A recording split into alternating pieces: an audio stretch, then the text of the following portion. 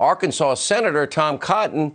You went out early on this, and I remember watching, and I'm looking, and I'm listening, because I've always viewed you as very credible. I wasn't sure of it all, did my own investigative work. I didn't have a definitive answer. I still don't, but I'm listening to what you're saying and what Brett's saying. What do you think? Where do you think the story leads?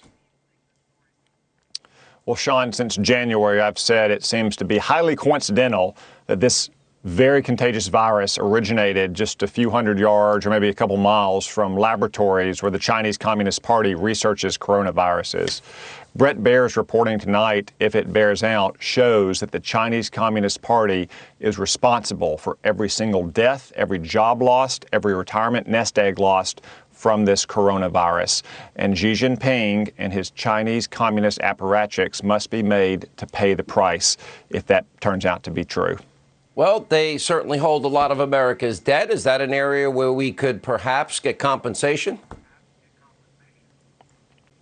We can examine that area, Sean. I think we need to make the American courts open for lawsuits against Chinese communist leaders. I have legislation that would modify the Foreign Sovereign Immunities Act to do just that. I think we're going to begin to see a massive shift of manufacturing capacity out of China and back to the United States, or at least to friendly allied countries, which would be devastating to the Chinese economy.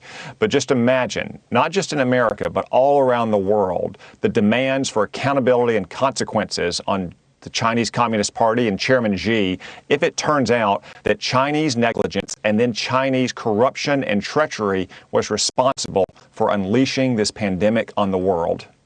If Brett's report bears out, as you said, I have no reason to doubt it will.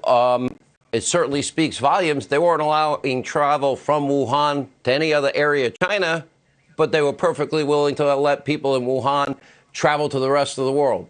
That needs to be addressed and answered. Senator Cotton, thank you. Yeah. All right. Now, as our monologue continues tonight,